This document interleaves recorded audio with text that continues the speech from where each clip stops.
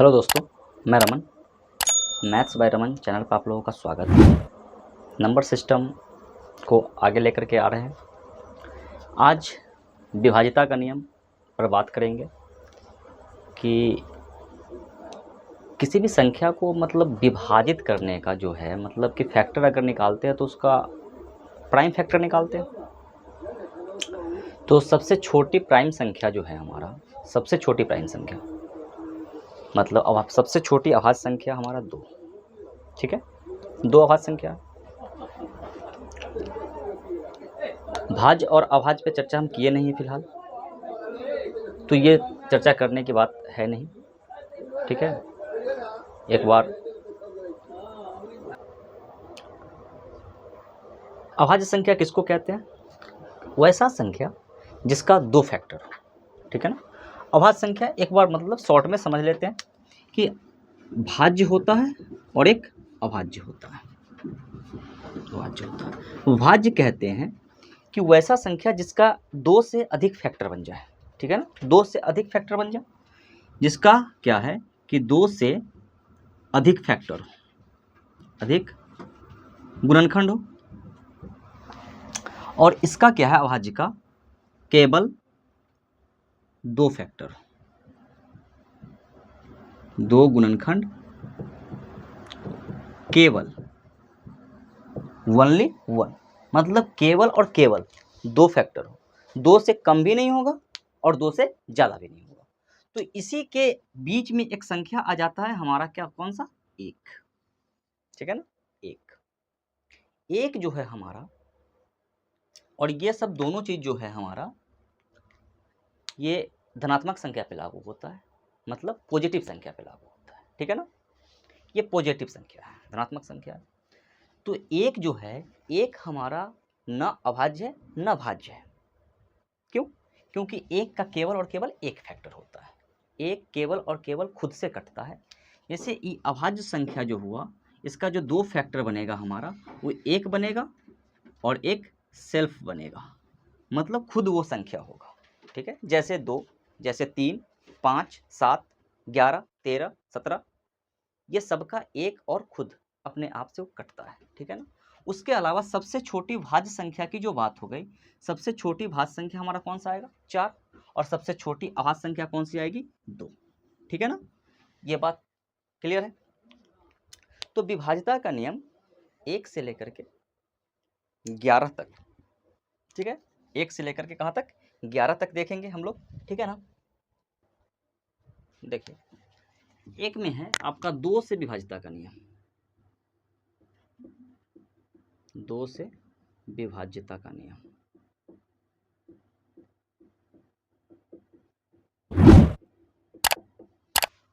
ठीक है, वो ऐसा कौन सा संख्या है जो 2 से विभाजित हो जाएगा, ठीक है।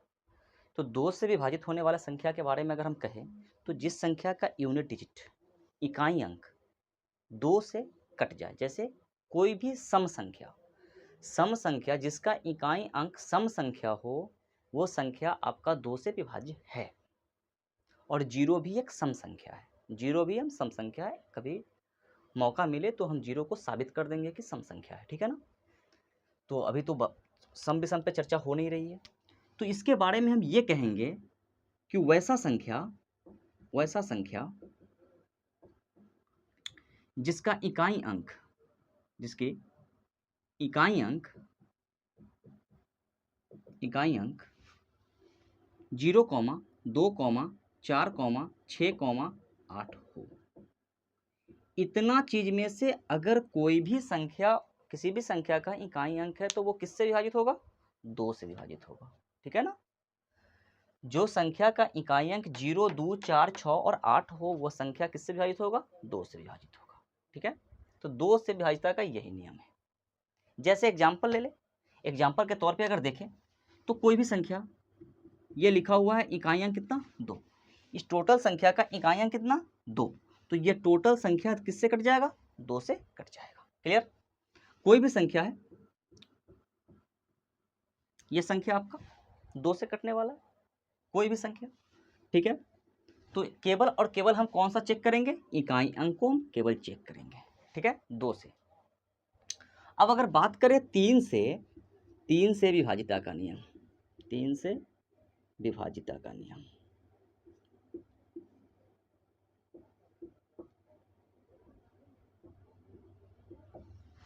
तीन से क्या विभाजिता?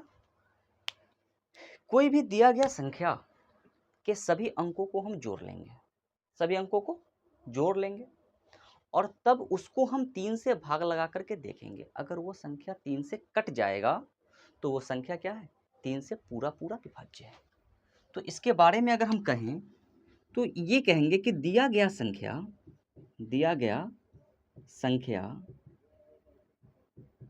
का अंकों का योग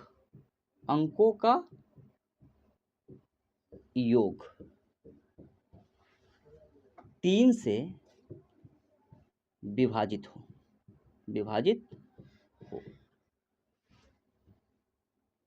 दिया गया संख्या के अंकों का योग अगर 3 से विभाजित है तो वह संख्या किससे विभाजित है? 3 से विभाजित है। जैसे अगर हम चर्चा करें कोई और, तो कोई भी संख्या लेते हैं,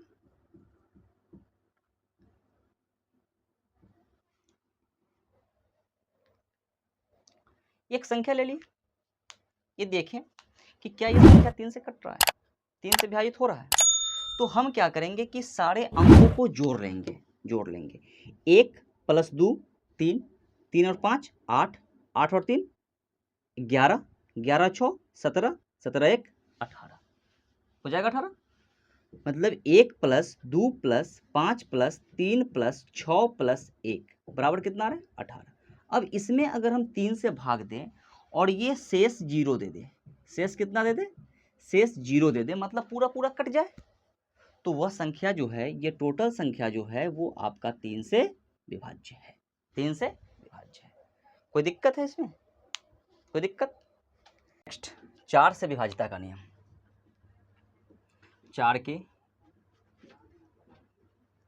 4 से विभाज्यता का नियम। 4 क्या कहता है? कहता है कि अगर दिया गया कोई भी संख्या है ना, उसका इकाई और दहाई अंक को चेक करेंगे। अगर इकाई और दहाई अंक जो पेयर में है, वो पेयर अगर 4 से कट जाए तो पीछे का टोटल संख्या लेकर के वो 4 से कट जाएगा। ठीक है ना? इसके बारे में हम ये कहेंगे, क्या बोले हम, कि दिया गया संख्या का इकाई और दहाई केवल चेक करना है। ठीक है ना? कि अगर दोनों संख्या इकट्ठा अगर 4 से कट रहा है तो टोटल संख्या 4 से विभाज्य है। क्लियर? दिया गया संख्या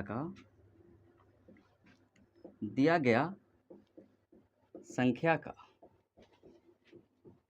दहाई एवं इकाई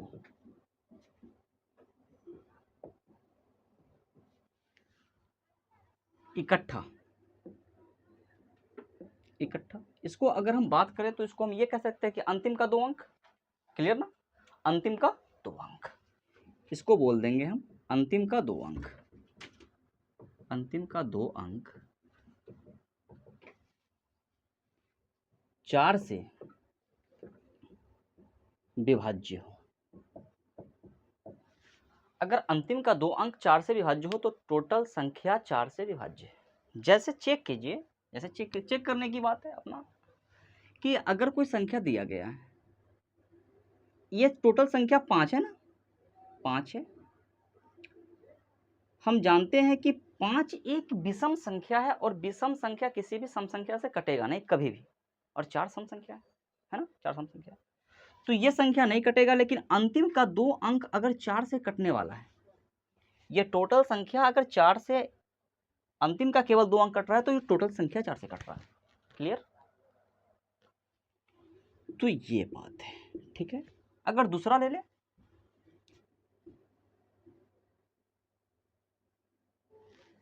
चेक कीजिए, ये 7 7 4 है ना, अंतिम का केवल 1 अंक 4 से कट रहा है। ये अगर बात करें कि 74 अगर 4 से कट रहा है तो ये संभावना नहीं है, ये टोटल 74 नहीं ना कट रहा है 4 से, तो ये 4 से विभाज्य नहीं है, 4 से विभाज्य नहीं है। अंतिम का ये दोनों अंक 4 से कटना चाहिए। अगर ये दोनों अंक 4 से कट रहा है, जैसे कि 48 आ गया अंतिम में, तब ये टोटल संख्या 4 से कट जाएगा, 4 से विभाज्य हो जाएगा। क्लियर? तो 5 का चेक करने का क्या है? 5 का रूल मतलब सिंपल है कि जिसका इकाई अंक 5 हो या 0 हो, वो संख्या किससे कट जाएगा? 5 से कट जाएगा। जिस संख्या का इकाई अंक 5 हो या 0 हो, 5 से कट जाएगा। तो 5 से तो लिखने की आवश्यकता नहीं है। 6 से बताते हैं कि 6 का रूल क्या है। 6 से विभाज्यता का नियम, ठीक है? 6 से विभाज्यता का नियम। तो 6 से विभाज्यता का क्या नियम है बता दे आपको कि 6 जो है वो किसका फैक्टर है?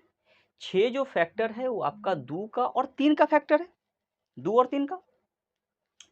तो 2 और 3 के नियम का ये पालन करेगा, 2 और 3 का नियम का ये पालन करेगा। जैसे कि 2 का नियम क्या कहता है कि जिसका इकाई अंक 2 से कटना चाहिए, और 3 का क्या कहता है कि सभी अंकों का योग 3 से कटना चाहिए। मतलब इसके बारे में हम ये कह सकते हैं कि 2 और 3 के दोनों नियम का ये पालन करेगा, वही संख्या 6 से कटेगा। ठीक है ना? 2 तथा 3, 2 तथा 3 के विभाज्यता के नियम का पालन करने वाला ये 6 से करेगा। जैसे कि कोई संख्या है जिसका इकाई अंक होना चाहिए कम से कम 2 से कटने वाला, इकाई अंक सम संख्या हो और सभी अंकों का योग 3 से कट जाए। इस चीज को लिख नहीं रहे, ओरली बोल रहे हैं कि जो संख्या का इकाई अंक सम संख्या हो तथा सभी अंकों का योग 3 से विभाज्य हो, वह संख्या 6 से कट जाएगा, 6 से विभाज्य हो जाएगा। जैसे एक संख्या लेते हैं हम, ठीक है, 2 4 3 0, ठीक है ना, और 3 6, ठीक है। इस संख्या का इकाई अंक कितना है? 6 है। 6 एक सम संख्या है, ये 2 से कट रहा है ना। और सभी अंकों को जोड़ करके देखते हैं क्या 3 से कट रहा है? 6 6 12 6 18 कट रहा है। 2 4 6 3 9 9 3 12 12 6 18, ये संख्या 6 से कट जाएगा। 6 से 6 चौक 24, 0 6 पंचे 30, 0 6 6 1 36 कट जाएगा ना। तो यह संख्या आपका 6 से कट जाएगा। 6 का नियम क्लियर है। 7 का कोई प्रॉपर नियम है नहीं, ठीक है ना। 7 का कोई प्रॉपर नियम है नहीं, उसका कोई डीप नियम होगा तो मैं बताऊंगा आपको, ठीक है। 8 का चेक करते हैं, ठीक है। देखिए कुंदन, देखो थोड़ा सा देखिए, जैसे 7 का भी नियम है। 7 का नियम ये कहता है, 7 से विभाज्यता का नियम ये कहता है कि कोई भी दिया गया अगर संख्या है, उस संख्या का ना इकाई अंक को छोड़ देते हैं और बचे संख्या जो शेष संख्या है, उस संख्या में से इकाई का दुगना को घटाने पर जो बचा संख्या अगर 7 से कट जाए तो पूरा का पूरा संख्या 7 से कट जाएगा, ठीक है ना। तो ये नियम कहता है, इसको हम ये कहेंगे कि दिया गया संख्या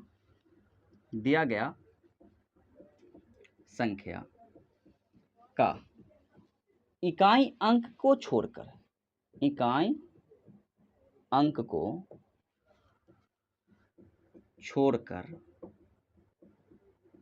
शेष संख्या से इकाई का दुगना को घटाने पर इकाई संख्या के दुगना घटाने पर संख्या 7 से कटे, संख्या 7 से विभाज्य, ठीक है।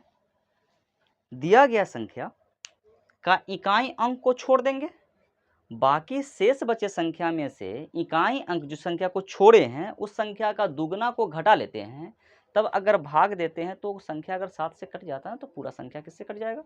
7 से कट जाएगा। जैसे एग्जाम्पल एक लेते हैं एग्जाम्पल 532 532 532 में इकाई अंक कितना है? इकाई अंक 2 है ना, तो 2 का दुगुना 4। तो इस 53 में से अगर हम इस 4 को घटा लें तो कितना बचेगा? 49 बचेगा ना, और ये 49 7 से कट जाता है, पूरा पूरा कट रहा है। इसका मतलब है कि संख्या भी 7 से विभाज्य होगा, 7 से विभाज्य होगा। देख लीजिए, 7 से भाग दीजिए इसमें, 7 7 49, 1 4 2 7 6 42, ये कट गया। दूसरा एक एग्जाम्पल लेते हैं, 896 896। तो 896 में इकाई अंक कितना है? 6 है, ठीक है, 6 है। तो 6 का दुगना 12, 12 अगर इसमें से घटा ले तो कितना आ जाएगा? 84, 84 आएगा ना। 89 में से अगर 12 को घटा ले तो 84 थोड़े आएगा। 89 में से अगर 12 को घटा ले तो 9 में से 2 गया तो 7 और 7 77 आ रहा है। तो 77 भी 7 से कट रहा है ना 11 टाइम में, तो ये टोटल संख्या 7 से विभाज्य हो जाएगा। क्लियर?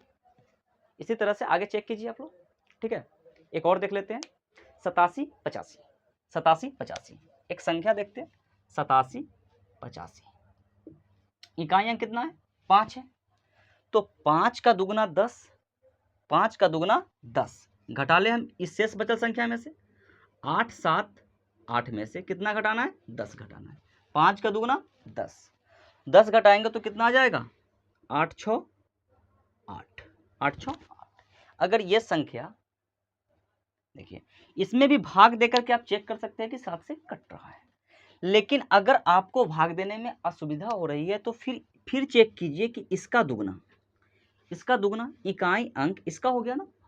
अब इसका इकाई अंक कितना हो रहा है? 8 दूना के 16, इकाई अंक 8, 8 का दुगना 16। अगर इसमें से 16 को घटा ले, 86 में से क्या घटाएंगे? 16 घटाएंगे तो कितना आ जाएगा? 84, सॉरी 70 आ जाएगा ना, 70 आ जाएगा, 70 7 से विभाज्य, 70 7 से विभाज्य। मतलब इसमें से हम ये कह रहे हैं कि अगर ये टोटल संख्या 7 से कटेगा तो जितने मतलब इससे ये 7 से कटने वाला भी संख्या है ना, तो इसी के गुणज होगा ना, कहने का ये मतलब है।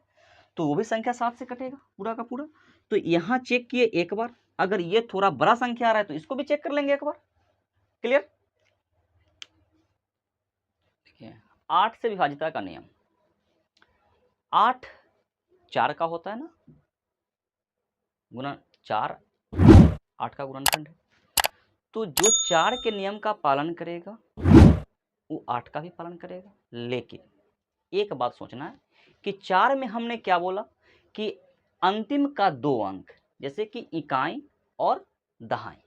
लेकिन 8 का रूल ये कहता है कि अंतिम का 3 अंक, अंतिम का 3 अंक जो 8 से कट जाए तो पूरा संख्या किससे कट जाएगा? 8 से कट जाएगा। जैसे कि इकाई, दहाई और सैकड़ा। उसमें क्या चेक करेंगे कि दिया गया संख्या का अंतिम का 3 अंक, अंतिम का 3 अंक, अंतिम का 3 अंक, जैसे सैकड़ा, दहाई, इकाई, 8 से विभाज्य हो, 8 से विभाज्य हो, वह संख्या 8 से विभाजित होगा। जैसे देख लीजिए कि एक संख्या लेते हैं 11 36, अंतिम का 3 अंक को चेक करना है केवल कि 8 से कट रहा है कि नहीं कट रहा है, ठीक है ना। तो चेक कीजिए, 8 एकम 8, बच रहा है कितना?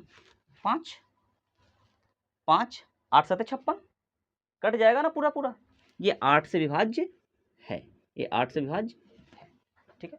कोई भी संख्या ले लीजिए, जैसे कि 5 2 3 1। अब यहां पे चेक करेंगे 4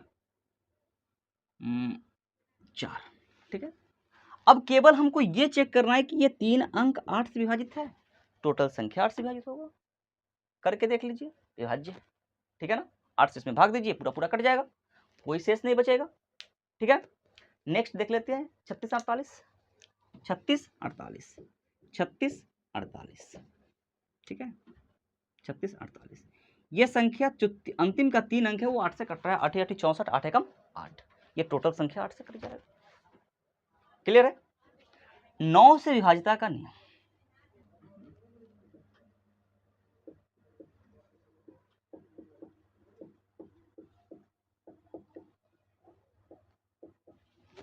नौ से विभाजिता का नियम, 9 क्या है? 3 का स्क्वायर है, 3 का स्क्वायर। तो जिस तरह से 3 का हमने देखा कि सभी अंकों का योग 3 से कट रहा था, वही संख्या 3 मतलब 3 से विभाजित है। तो इसमें भी यही रूल कहता है कि दिया गया संख्या का अंकों का योग 9 से विभाज्य होना चाहिए, ठीक है ना? दिया गया अंकों का योग 9 से विभाज्य होना चाहिए, वो टोटल संख्या किससे कटेगा? 9 से कटेगा, ठीक है ना? लिखेंगे कि दिया गया संख्या का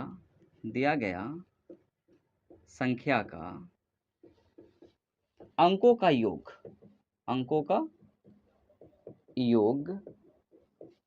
9 से विभाज्य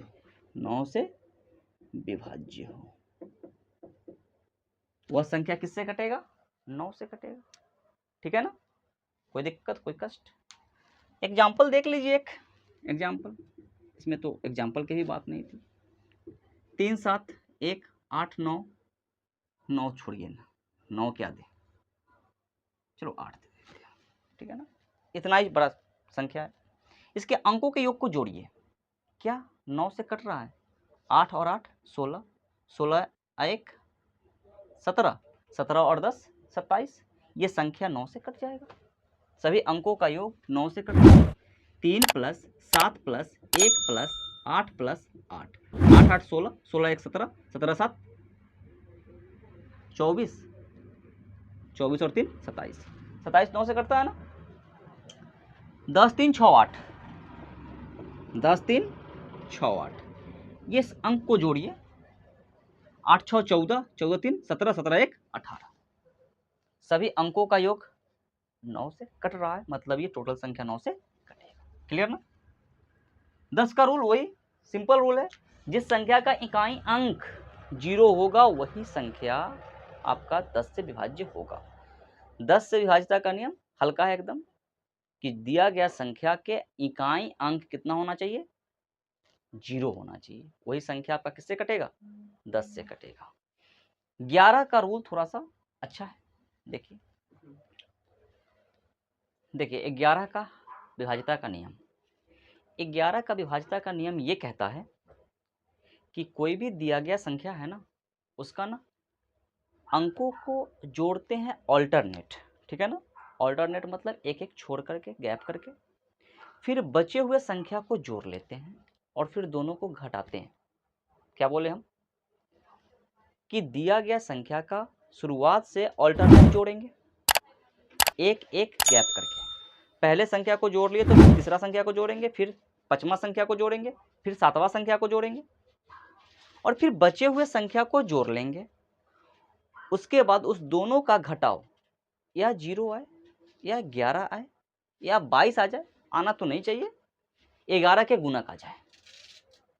तो 11 का गुणक 0 होता है, गुणनखंड 0 होता है। 0 एकमात्र ऐसा संख्या है और एक जो सभी संख्या का गुणनखंड बन जाएगा, ठीक है? कभी समय मिलेगा तो ये भी साबित कर देंगे कि 0 सभी संख्या का गुणनखंड है, ठीक है ना? तो इसके रूल को हम नहीं लिखते हैं, रूल को फॉलो करते हैं। कोई एक संख्या ले लेते हैं, उस संख्या को हम देखते हैं करके, ठीक है? उसके बाद हम आपको बता रहे हैं।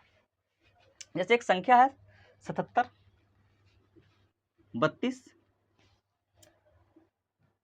98 9, ठीक है? इस संख्या को ऑल्टरनेट जोड़ने का हमने बताया, तो क्या करेंगे?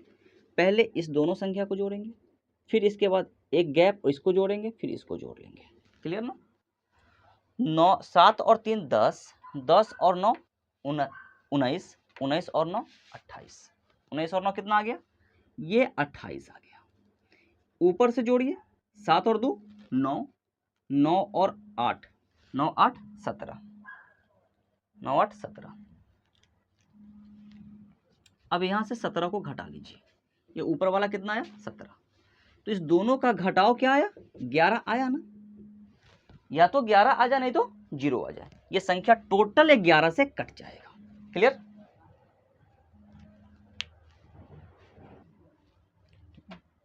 एक और दूसरा संख्या लेते हैं, 85 0 62 8 7 9 8 7 चेक कीजिए, इसको भी चेक कर लेते हैं।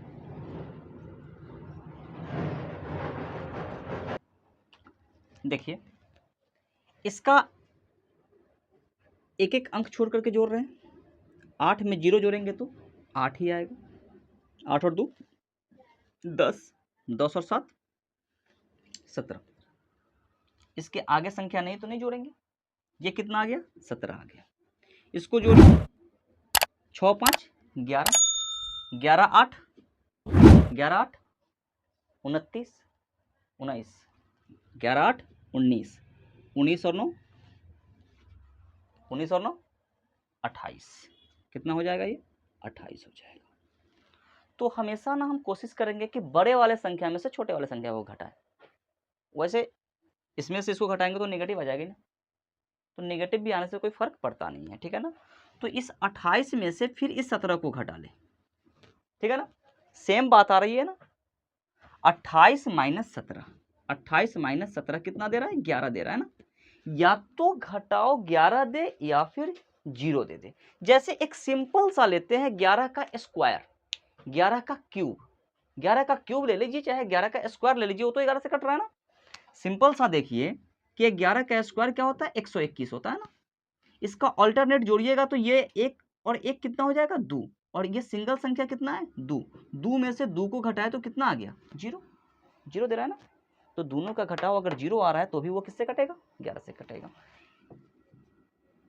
1331 ना, 11 का स्क्वायर क्यूब, क्यूब है ये, इस दोनों को जोड़िए तो कितना 4, इस दोनों को जोड़िए कितना आएगा 4, 4 घटाओ 4 कितना 0, ये भी संख्या किससे विभाजित है 11 से विभाजित है, ठीक है, विभाज्यता का नियम।